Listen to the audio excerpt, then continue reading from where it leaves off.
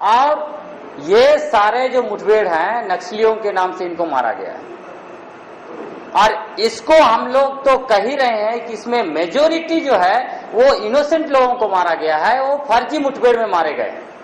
और न सिर्फ हम लोग बोल रहे हैं, लेकिन झारखंड सरकार, झारखंड पुलिस और कई जांच एजेंसियों ने यह साबित किया है कि इसमें कई मुठभेड़ जो है वो फर्जी है। विपक्ष के नेता तक इस कई मामले में कहे हैं कि ये फर्जी मुठभेड़ है। लेकिन कुछ मामलों को लेकर आपके समक्ष मैं रखना चाहूंगा, ये साबित होने के बावजूद इसमें हो क्या रहा है।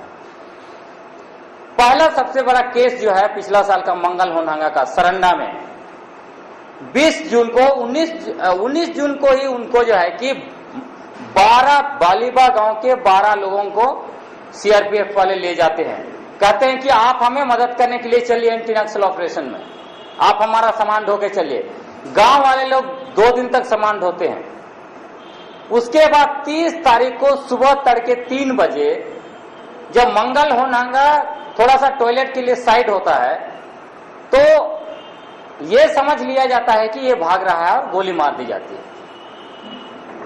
अब इस मामले को हम लोगों ने बड़े पैमाने पर उठाया और उसका रिजल्ट यह हुआ कि इसमें जांच किया गया। झारखंड असेंबली में भी सवाल उठा, हम लोगों ने जब इसको एक्सपोज किया तो हमारे लेजिस्लेटर वहां पे सवाल उठाए। अब इस मामले में हुआ क्या, जब मजिस्ट्रेट ने इंक्वायरी किया, मजिस्ट्रेट इंक्वायरी के समय में सोनुआ का जो थाना प्रभारी राजेश कुजूर जो इस इनकाउंटर में शामिल थे, उन्होंने मजिस्ट्रेट के सामने कहा ऑन द रिकॉर्ड कि सीआरपीएफ के असिस्टेंट कमांडेंट सबू कुमार विश्वास ने उसको गोली मार दिया। जब यह साबित हो गया मजिस्ट्रेट की इंक्वायरी में कि यह फेक इनकाउंटर है, तब इन्होंने फिर क्या किया, इसमें आईजी के पास आया मामला। जोनल आईजी रेजी डुंगडुंग ने इस मामले में जांच किया, उसने लिखा कि यह फेक इनकाउंटर है, इस पर कार्रवाई किया जाना चाहिए। इसके आगे यह होता है कि इसको फिर सीआईडी को दी जाती है। सीआईडी भी इस मामले में जांच करता है और सीआईडी को भी वही चीज मिलता है। तब सीआईडी रेकमेंड करती है कि इस पर दफा 302 के तहत मुकदमा चलना चाहिए, लेकिन आज तक उसमें एफआईआर नहीं होता है। अभी कहा जा रहा है उसको और उससे बड़ा एजेंसी जांच करेगी। मतलब यह हुआ कि जब तक वो हत्यारों को यह साबित नहीं कर दिया जाए कि वो निर्दोष है, तब तक इस पर जांच चलती रहेगी। एक नंबर तो वो केस है। दूसरा बढ़निया वाला केस आप उठा के देख लीजिए, जो लोकसभा चुनाव के समय में 2009 में 5 आदिवासियों की हत्या की गई। उस टाइम में पुलिस गाड़ी को उड़ाया गया था और उसी गुस्सा में गांव वालों को उठा के उन्होंने गोली मार दिया और कहा कि ये लोग माओवादी थे, इन्हीं लोगों ने उड़ाया। आज जब यहाँ गवर्नर रूल हुआ, उस टाइम में गवर्नर ने पब्लिक प्रेशर के बेसिस पर उस पर इन्वेस्टिगेशन कराया।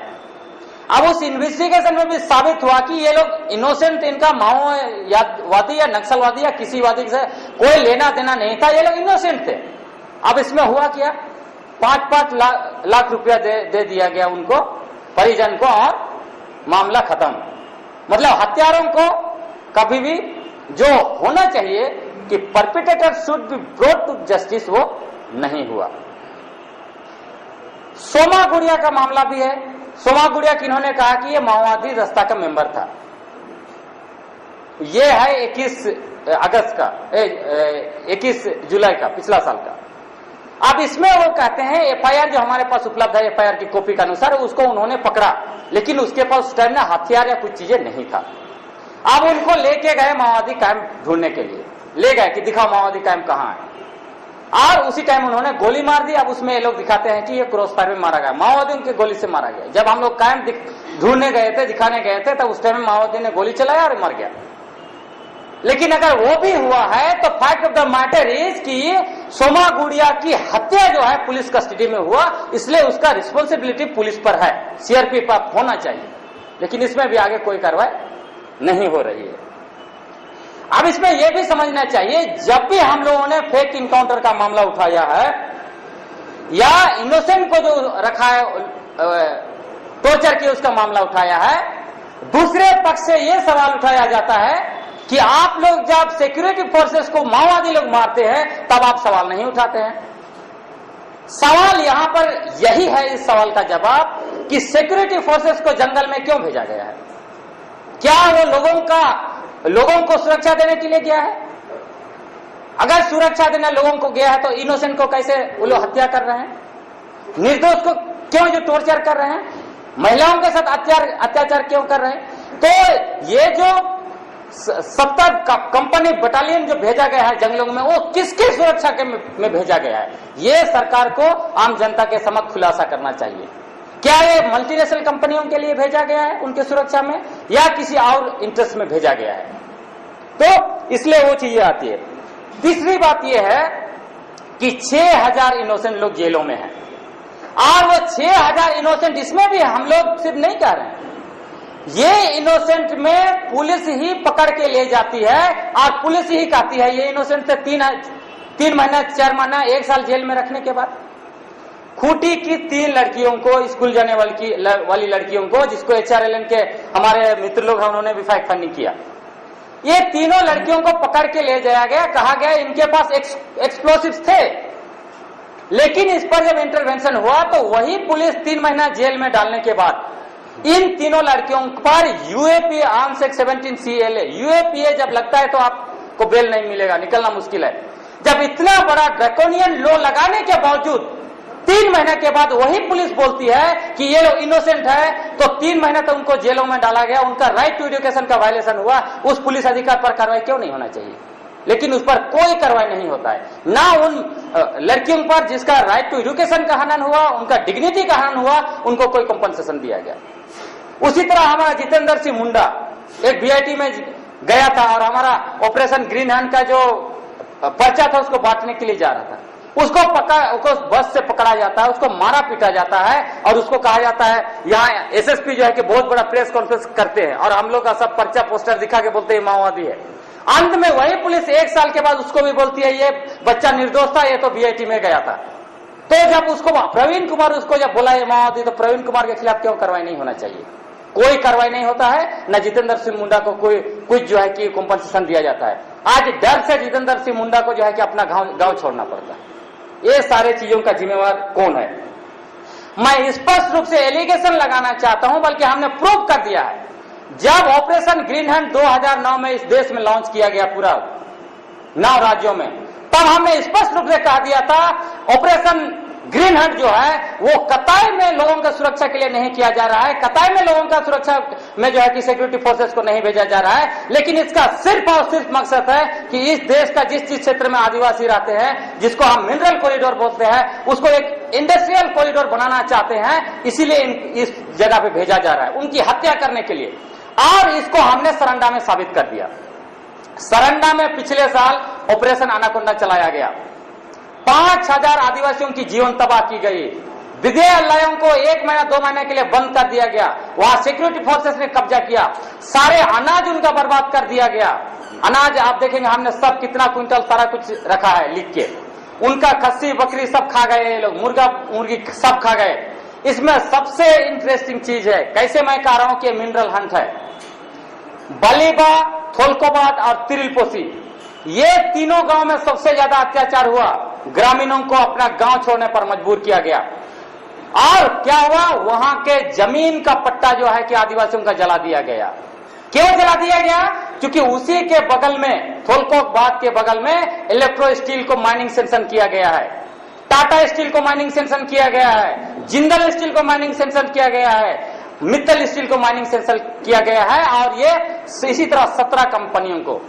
सरंडा में 25% आयरन हो रहा है पूरे देश का, इसलिए देश और दुनिया का आंख वहां पे है। वो आपको बता दूं, वन अधिकार कानून के तहत वहां आदिवासी लोग इतना दिन से रह रहे हैं, स्वतः उनको अधिकार मिल जाता है, लेकिन आज तक वन अधिकार कानून के तहत उनको अधिकार नहीं दिया गया, बल्कि उनका पट्टा भी जला दिया गया बाकी सब डॉक्यूमेंट के साथ। क्यों? क्योंकि ये सारे 17 कंपनी जो है MOE में वहां पे फॉरेस्ट एंड एनवायरमेंट क्लियरेंस के लिए अप्लाई किए हुए हैं। तो इसमें होगा क्या, इन्वायरमेंट क्लियरेंस के लिए जब ये माइनिंग कंपनियां जाते हैं तो ये कह देते हैं कि हम 10,000 अगर पेड़ काटेंगे, हम 1 लाख पेड़ लगाएंगे और उसके बाद में इतना करोड़ रुपया हम खर्च करेंगे। सरकार खुश, उनको मिल जाता है इन्वायरमेंट क्लियरेंस। जहां फॉरेस्ट क्लियरेंस की बात होती है वहां ये लोग फंसते हैं। वहां उनको साबित करना पड़ेगा कि जहां वो माइनिंग करने जा रहे हैं वहां फॉरेस्ट राइट एक्ट का वायलेशन नहीं हो रहा है, आदिवासियों के अधिकार का हनन नहीं हो रहा है। तो ये सारे मामले में ये लोग क्या बोलेंगे, जैसे पोस्को में बोला, यही बोलेंगे ये आदिवासियों को सरंडा में अधिकार नहीं बनता है, ये लोग इंक्रोचर है, इसलिए उनको एफआरए में कोई पट्टा नहीं दिया जा रहा है, इसलिए उनका जो है पट्टा जलाया जा रहा है, जो 5 गांव में जिनका पट्टा है पहले से, बहुत पहले से उनको मिला हुआ है।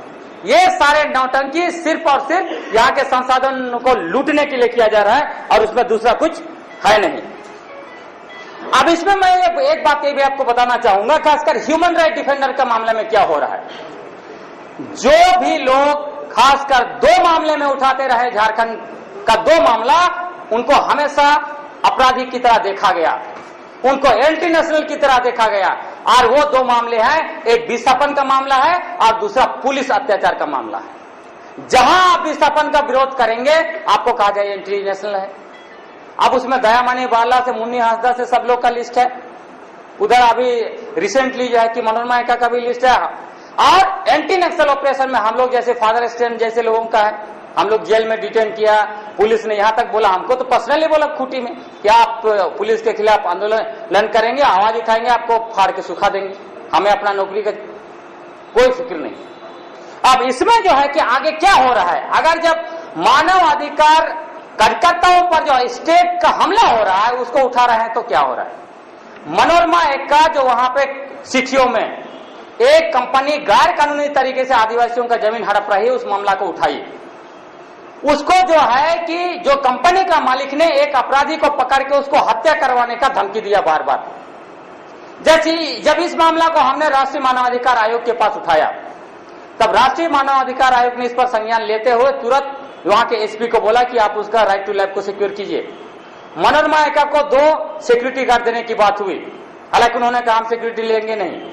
उसके बाद पुलिस को जांच के लिए आदेश दिया गया, पुलिस ने जांच किया, जांच में स्पष्ट रिपोर्ट हमें भेजा, उस रिपोर्ट में पुलिस कह रही है कि कंपनी का मालिक ने उसको डेथ थ्रेट दिया, वो सही बात है।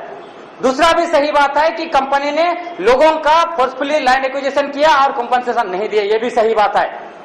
जो मालिक है उसका भी रिपोर्ट में लिखा हुआ है सारा कुछ। इस मामले में एफआईआर हो जाता है, सब कुछ हो जाता है, लेकिन आज तक उस बंदे को, वो कंपनी का मालिक को पुलिस जो है कि पकड़ के नहीं ले जाती है। अभी भी वो बाहर घूम रहा है और बार बार जो पुलिस जो केस का किया है उन्हीं को बुला के बोलती है कि आप जो है कि बात कर लीजिए, सॉर्ट आउट कर लिए, ये कर लिए, वो कर लिए।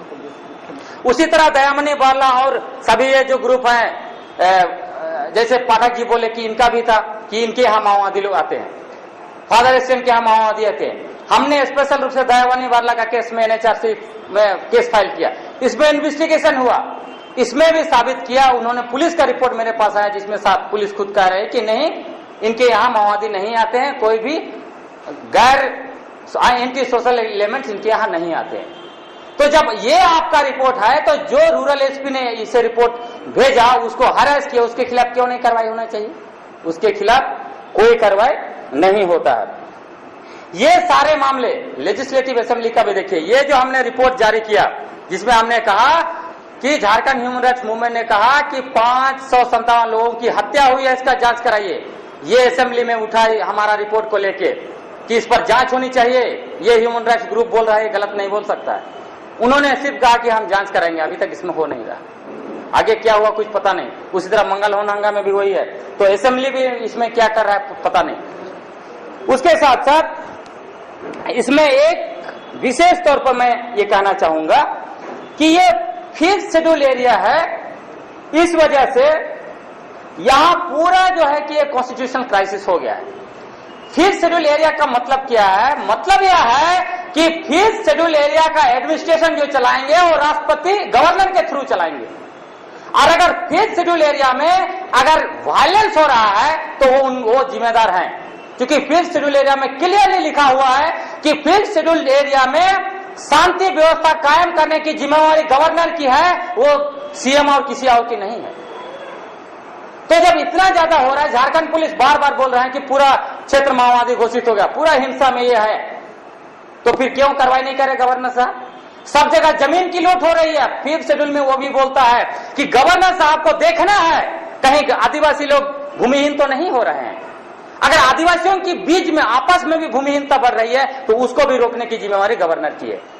साथ ही साथ 5वीं अनुसूची में जितने भी विकास के काम होंगे वो ये टीएसी आदिवासी सलाहकार परिषद के बगैर अनुमति के कुछ नहीं हो सकता है, गवर्नर साहब के बगैर अनुमति के कुछ नहीं हो सकता है। फिर यहाँ एमओयू पर एमओयू साइन कैसे हो रहा है, आदिवासियों का जमीन पर जमीन कैसे छीना जा रहा है बंदूक के बल पर, तो ये सारे लोगों को हमें देखना पड़ेगा।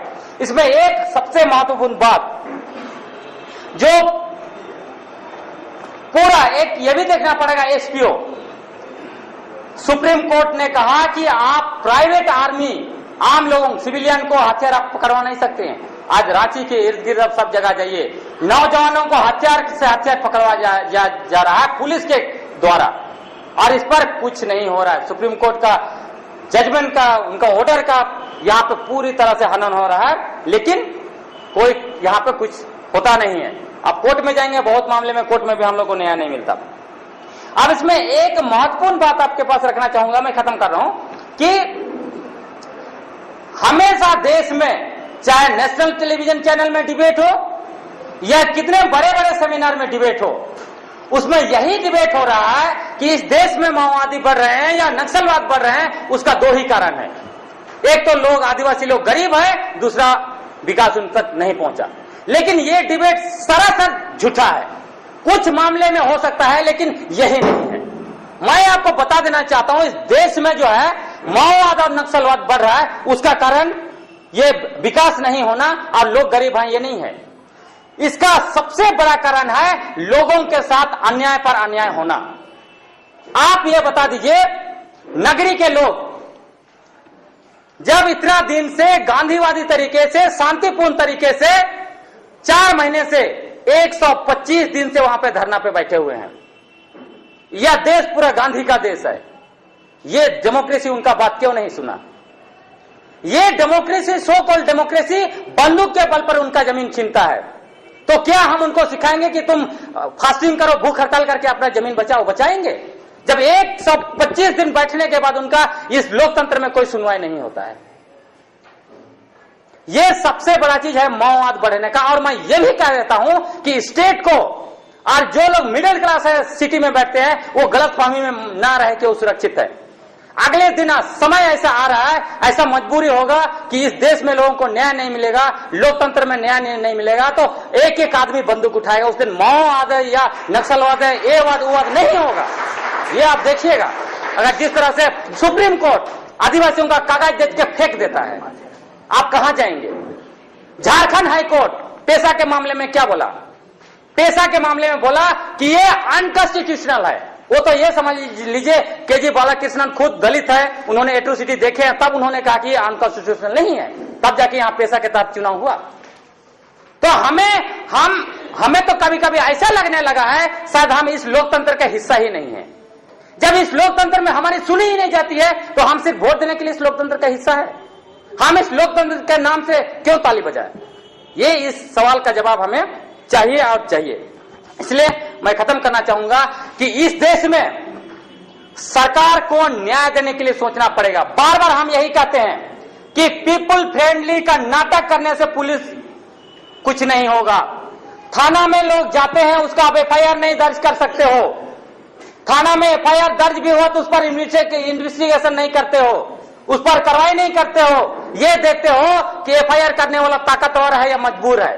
अगर इस स्तर पर इस तरह का न्याय होगा तो ये देश, इस देश में हिंसा फैलने से कोई नहीं बचा सकता है। इसलिए लोकतंत्र के ठेकेदारों को यह समझना पड़ेगा कि लोगों को सिर्फ और सिर्फ न्याय देना ही एकमात्र रास्ता है एक्सट्रीमिज्म जो बढ़ रहा है उसको रोकने के लिए। लोगों का जंगल और जमीन को लूटने से रोकना होगा। जयराम रमेश बार बार बोलते रहे, बार बार 2-3 बार। दैनिक भास्कर का कौन वहां आए तो वहां भी उन्होंने कहा कि हम सरंडा में प्राइवेट माइनिंग को नहीं होने देंगे। 2 तारीख के हमारे झारखंड ह्यूमन राइट्स मूवमेंट के साथियों के साथ उनकी मीटिंग हुई, जहां हमारे चेयरपर्सन सुनील मिर्जा और सभी साथी लोग थे। हमने उनको कहा आप बार बार झूठ क्यों बोलते हैं? बार बार बोलते हैं कि हम प्राइवेट कंपनी को माइनिंग नहीं देंगे सरंडा में, और वहां पे 13 अप्रैल को इलेक्ट्रो स्टील का पब्लिक हियरिंग हुआ। टाटा का सर्वे चल रहा है, मित्तल का चल रहा है, जिंदल का चल रहा है। तब वो कहते हैं कि देखिए हम तो नहीं चाहते लेकिन दूसरे चाहते हैं। मतलब आप जो है कि झूठ का पुलिंदा है, झूठ के बल पर जो है कि ये करना चाहते हैं और विकास का झुंझुना लेके लोगों का लूटना चाहते हैं। विकास का भी मैं लास्ट बोल के खत्म करूंगा। सरेंडर एक्शन प्लान लाए तो हमने कहा कि एक्शन से लोग विरोध कर रहे हैं, विकास करना है तो विकास से करना चाहिए ना, तो उन्होंने उसको बदला। देखिए ब्यूरोक्रेट्स का दिमाग, वो सोचता है कि हम ही सबसे अच्छा है, लेकिन उनका दिमाग कितना फिसड़ा है। आप इसमें देखिए, आपका जब इंटेंशन है लोगों का विकास करना, तो पिछले 8 महीना से 5000 साइकिल वहां ब्लॉक में आज भी पड़ा हुआ है। मतलब गांव वालों का सिंपल आप बुलाएंगे तो लोग साइकिल उठा के ले जाएंगे। डीसी बोलता है हमारे पास रिसोर्स नहीं साइकिल बांटने के लिए। वहां पे इंदिरा आवास आप नहीं बना सकते हैं, लेकिन वही सरंडा जंगल के अंदर 17 सीआरपीएफ कैंप बनना है और 8 निर्माण हो चुका। आप बोरवेल बनाते हैं, वहां पे पानी नहीं निकलती, सड़क बना नहीं पाते, डेवलपमेंट सेंटर बनाएंगे, आपने उद्घाटन किया 30 जनवरी को, अभी तक न्यू तक नहीं खोदा गया, लेकिन सीआरपीएफ कैंप बन के तैयार है। ये सारा चीज इंडिकेट करता है, साबित करता है कि सिर्फ और सिर्फ आप सरंडा को लूटना चाहते हैं, विकास का झुंझुना दिखा के, लोगों को ठग के, आदिवासियों को धोखे में रख के, और इस तरह की धोखेबाजी नहीं चलेगी। अगर लोकतंत्र आदिवासियों का है, गरीबों के लिए भी है, तो ये अन्याय को रोकना पड़ेगा, इसके खिलाफ जन आंदोलन खड़ा करना पड़ेगा। और हम लोग एक मुहिम जो गोपी जी ने कहा शुरू किया है, हम सभी लोगों को एक साथ आना चाहिए। जय झारखंड। शुक्रिया एक्शन। अब हमारे पास, क्योंकि हम ऑलरेडी लेट हो चुके हैं और लेट कार्यक्रम भी शुरू हुआ था, तो 10 मिनट का समय है और जो साथी भी सवाल जवाब का समय नहीं होगा, आप अगर कुछ ऐड करना चाहते हैं या कोई कमेंट करना चाहते हैं, जो बातें आई हैं उसमें कुछ ऐड करना चाहते हैं या कोई टिप्पणी हो आपकी, तो वो करना चाहते हैं 2 मिनट के अंदर संक्षेप में अपनी बात रखें, हाथ उठाएं, हम वहां माइक हम आपके पास पहुंचा देंगे। 2 मिनट ज्यादा। नेशनल यूनिवर्सिटी रांची का स्टूडेंट हूँ सर। आप लोगों से ये सवाल पूछना था कि नदी वाले लैंड के लिए आप लोगों की जो कोशिश जारी है, मैं नहीं जानता वहाँ पे क्या प्रॉब्लम्स हैं सरकार और आप लोगों के आदिवासियों के बीच में, लेकिन मैं आप लोगों को नेशनल यूनिवर्सिटीज के स्टूडेंट के प्रॉब्लम्स के बारे में अवगत कराना चाहूंगा कि क्योंकि अगर हमारे पास हमारा कोर्स पूरा 5 साल का होता है, अभी हम लोग सेकेंड ईयर में, 4 साल के बाद हमारी अपनी 5वें साल में या 4.5 साल में प्लेसमेंट होती है। तो प्लेसमेंट के दौरान ये देखा जाता है कि उस इंस्टीट्यूट का अपना कैंपस है या नहीं। तो हम आपसे ये जानना चाहते हैं सर कि जब कि आप लोग सामाजिक कार्य करते हैं, समाज के लिए सोचते हैं, हम लोग भी समाज का एक हिस्सा है, तो हम आपसे ये जानना चाहेंगे सर कि हमारे लिए, हम बच्चों के लिए आपने सरकार को कुछ सुझाव दिए हैं कि ठीक है, मैं नहीं चाहता कि मैं भी नहीं समझता कि नगरीय क्यों, हमें पढ़ना है, हमें कहीं भी थोड़ी सी जगह मिल जाए हम कहीं भी पढ़, हमें उससे दिक्कत नहीं है, लेकिन हम ये जानना चाहते हैं कि आपने सरकार को कुछ सुझाव दिया है हमारे, ताकि हमारा कॉलेज, हमारा इंस्टीट्यूट और भी कई इंस्टीट्यूट और एक एजुकेशन क्रांति इस झारखंड में आ पाए, उसके अगर है तो प्लीज हमें से अवगत कराएं। धन्यवाद। सवाल ये है कि सवाल नहीं करना है, अगर आपको सवाल करना है तो आप पूछ लीजिएगा। जैसे माननीय प्रधानमंत्री जी बोले थे कि 2000 से पहले कि ये जो बोझ है, गरीबी का बोझ ले जाकर हम आगे बढ़ नहीं सकते। तो आज जो ये एथनिक क्लींजिंग का दौर चल रहा है हमारे देश में, क्योंकि आदिवासी जहां रह रहे हैं वही खनिज संपदा है, वही वाटर रिसोर्सेज है, वही आपका फॉरेस्ट रिसोर्सेज, ठीक है। तो कहीं उनका जो एक क्लींजिंग का जो थ्योरी है और ये कहीं माइनिंग से इंटर रिलेटेड तो नहीं है। मेरा मानना है कि अपने राज्य के विकास में भूमि अधिग्रहण तो होना आवश्यक है। इसके अतिरिक्त बहुत सारी जमीन ऐसी है जो बंजर पड़ी हुई है, तो सरकार उसका आंकड़ा निकाले। इसके अतिरिक्त हमारे क्षेत्र में आदिवासी और कुछ हरिजन हैं जिनके प्रोटेक्शन के लिए कानून तो बना हुआ है, लेकिन उस कानून के रहते हुए भी वह कानून उनके जमीन को इधर उधर होने में गैर कानूनी तरीके से दूसरे लोग उपयोग कर रहे हैं, उसके रोक पर ध्यान देने की आवश्यकता है। साथ ही साथ और जो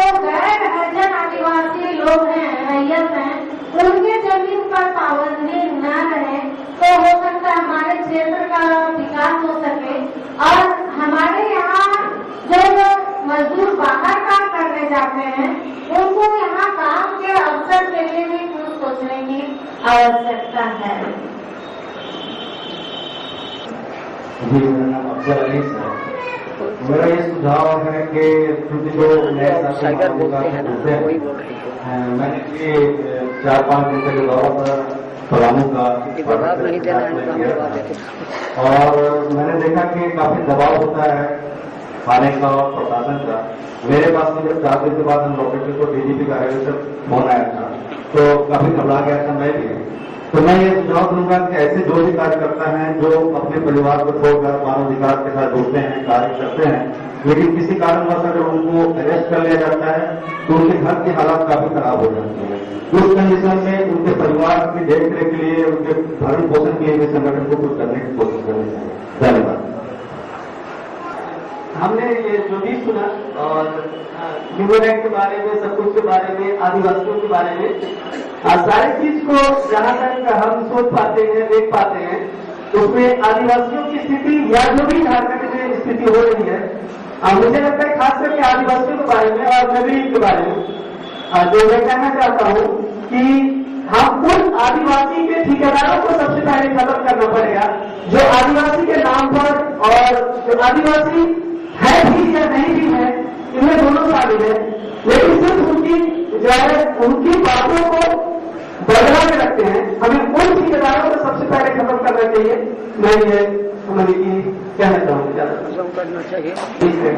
राखी जी ललन कुमार नाम ये एजुकेशन पे जिस तरह से भाई बात कर रहे थे और उनको ह्यूमन राइट से हम कैसे जोड़ सकते हैं, उसमें हम थोड़ा सा बात रखेंगे कि जब झारखंड प्रदेश बना तो यहाँ पर एक शेड्यूल कास्ट शेड्यूल ट्राइब के स्टूडेंट के लिए स्पेशल पायलट का प्रशिक्षण दिया गया, जिसमें 1 साल में 500 रुपया खर्चा होता है, 3 साल का कोर्स होता है तो 15 करोड़ खर्चा होता है।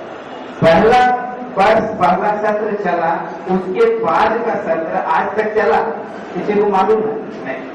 अगर वो पैसा हमारे स्टूडेंट के बीच में पहुंच जाता तो कितने स्टूडेंट का भविष्य बन जाता और उस पर हम लोग कितने आश्रित हो जाते। दूसरी बात है कि वो पैसा को जो रोका वो भी हमारा ह्यूमन राइट के उल्लंघन कर रहा, उसको भी उस एक्ट को लगाया जाता। जहाँ पे अभी पाठक जी बोले कि प्राइमरी शिक्षा का जो केंद्र है वहीं से हमारा नींव मजबूत होता है, वहाँ पर मात्र 18% पैसा वापस किया जाता है।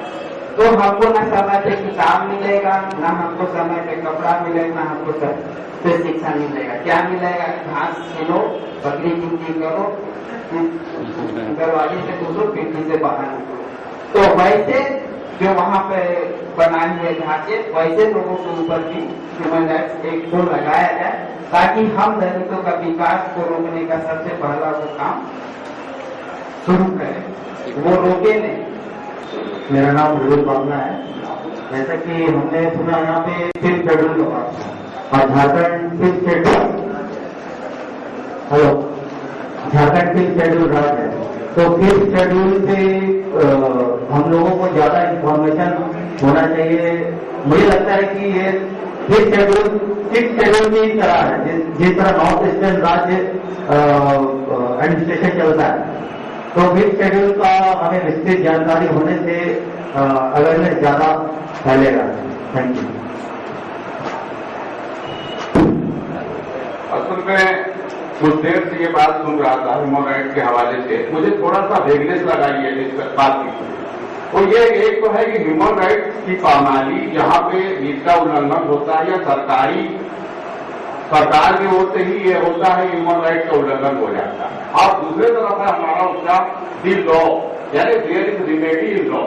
तो ये वेगनेस गुफ्तगू होती है। हम चाहेंगे कि जो हमारा माइंड सेट को बात करने का कि ह्यूमन राइट का एक जगह वायलेशन होता है, उसका कानूनी रिमेडी क्या।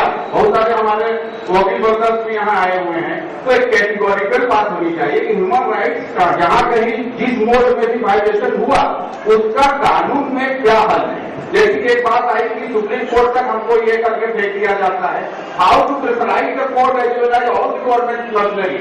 ये थोड़ा कैटेगोरिकल माइंड सेट में हमारी बात आनी चाहिए, थोड़ा भेद हो जाता है। ये 2 टॉपिक हमारा है, human right violation as a remedy in law, ये आनी चाहिए। Thank you. लॉ कॉलेज के स्टूडेंट है, आपको ये कहना चाहेंगे जो नगरी में आंदोलन हो रहा है वो IIT और लॉ कॉलेज के खिलाफ नहीं हो रहा है।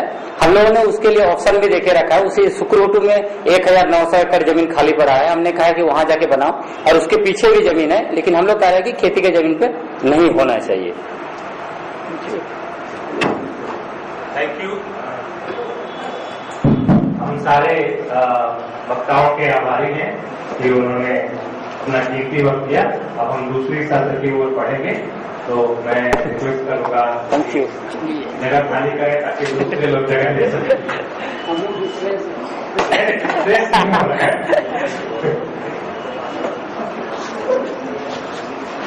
दूसरा सेशन है और इसका विषय है essential services in conflict zone. जो कॉन्फ्लिक्ट जोन में है उसमें बुनियादी जो सहूलतें होती हैं और जो बुनियादी जरूरतें होती है उसकी क्या सूरत हाल है झारखंड, जैसा कि इस सत्र में भी बातें आई, किस तरह से सरकार भी इसको कॉन्फ्लिक्ट